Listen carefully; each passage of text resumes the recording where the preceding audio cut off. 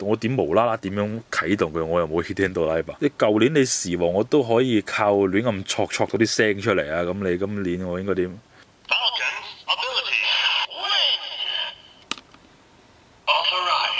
啊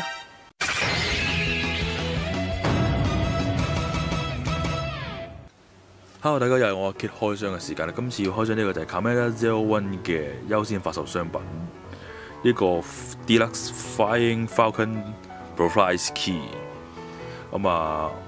雖然我唔知 Profile 係咩意思啊，今次佢嘅變身道具係所有都叫 Profile Key 啦。佢應該係參照咗呢啲 IC 卡嘅類似嘅設計咧，拍卡感應系統啦咁樣。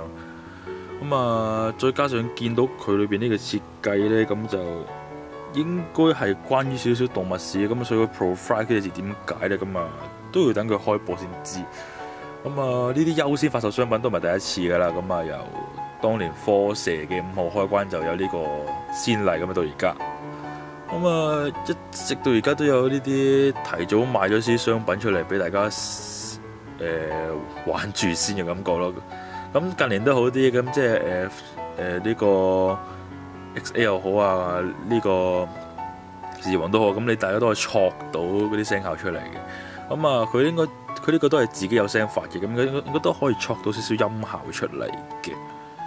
背面就有佢嘅說明書度講啦，咁簡單介紹咗佢可以放落去呢一個主角嘅變身腰帶呢個 Hidden Zero-One Driver 呢個主角自己個人獨用嘅拉打變身器嚟嘅。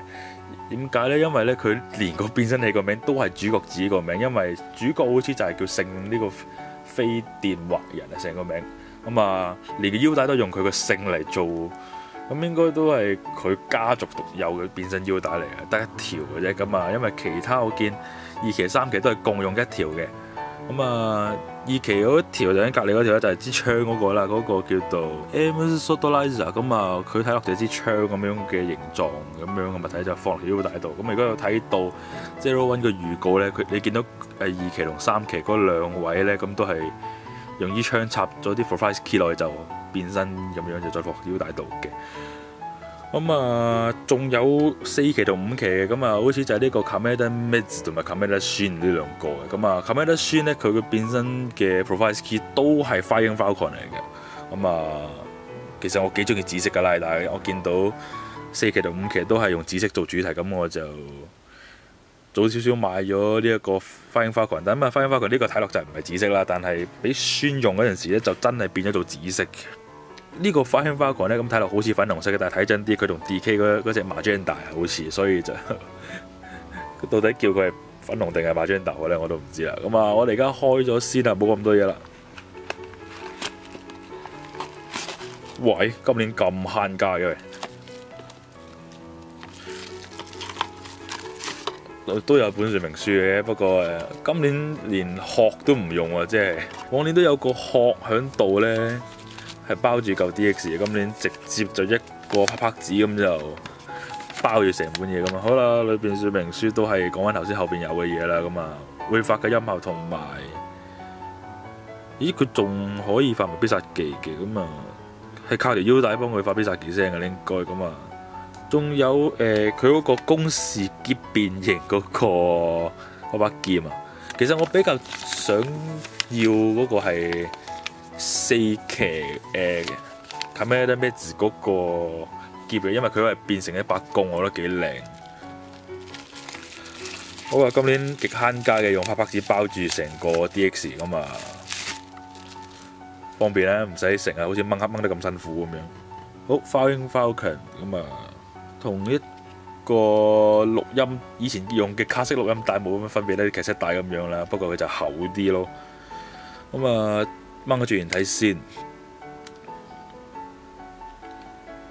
裏邊打開如果睇過預告片，你就知道佢要打開然先可以插落去呢個 Hidden Driver 裏邊嘅。呢度見到咧有隻好似鷹咁樣嘅呢隻 Falcon 呢啲嘢準嚟嘅。喺度啦。呢邊有一隻又好似係嗰啲化石，但係又好似係啲機械零件咁樣嘅呢隻 Falcon 喺度咁樣。呢啲都要睇電視先知道係咩回事啦。我哋試下個音效先啦，咁粒掣喺度，粒掣就喺上邊嘅個。嚟啊！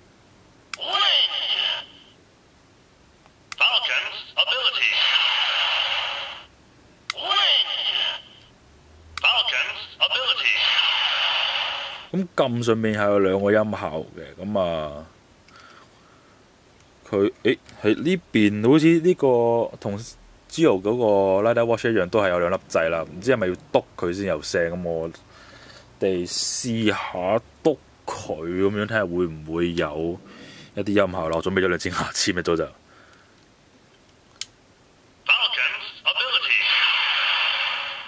佢撳實都係讀翻 Falcon Ability 咁樣，點樣啊？我睇睇後邊先，要放落 Hidden Driver 度啟動咗先至可以。要啟動佢咁樣點？我點無啦啦點樣啟動佢？我又冇 Hidden Driver。你舊年你時王我都可以靠亂咁戳到啲聲出嚟啊！咁你今年我應該點？真係。The next day。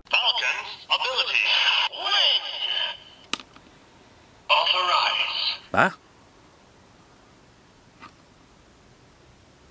？What are you doing？ 頭先發生咗咩事？咪先？係我部電腦 authorize 咗佢啊！發生咗咩事啊？喂，我試一次先。係喎，我部電腦 authorize 咗佢喎。哦，我明啦，我明啦。佢應該裏邊咧就裝咗一粒磁石感應嘅物體嘅，咁應該係因為磁石感應令到佢會有 authorize 嘅。咁啊，唔係，我等我試下 reset 翻先。佢粒 reset 掣喺度嘅，佢粒 reset 掣。我 reset 翻咗先，我哋試下真係拎嚿真嘅磁石出嚟。我哋拎個寡姐嘅磁石出嚟試一試。咁啊有粒磁石喺度啊，呢度。咁我哋試一試。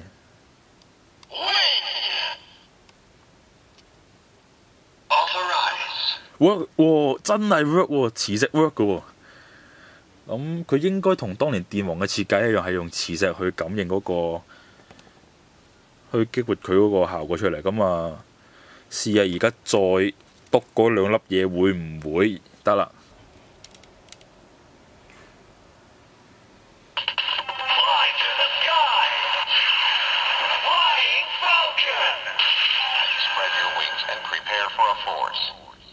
真係 work 喎！真係 work 喎！呢個唔係講笑。咁啊，終於俾我 check 到佢呢個點樣可以破解到佢直接唔用腰帶可以試到佢嘅聲效啦，咁樣啦。咁睇嚟腰帶嘅聲效淨係得呢一個 ProRise 呢一嘢嘅啫，因為俾大家睇翻個盒先。睇嚟咧，咁 ProRise Key 裏邊嘅聲效係大部分嘅變身音效嚟，咁啊剩翻腰帶發嘅音效就應該待機音同埋呢一個 ProRise 呢一句啦。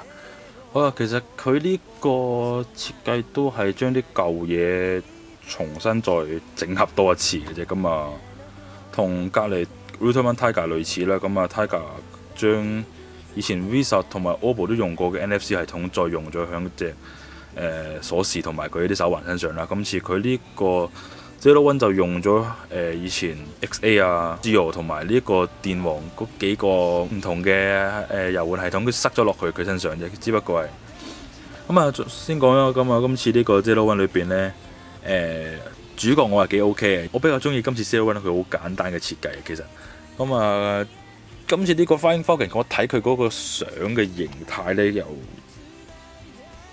唔算話太核突嘅，但係都 OK 嘅。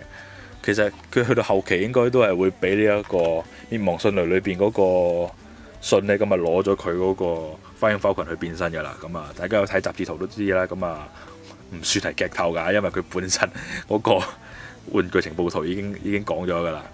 有5期啊，同埋佢幅海報裏邊5期都喺最後㗎啦。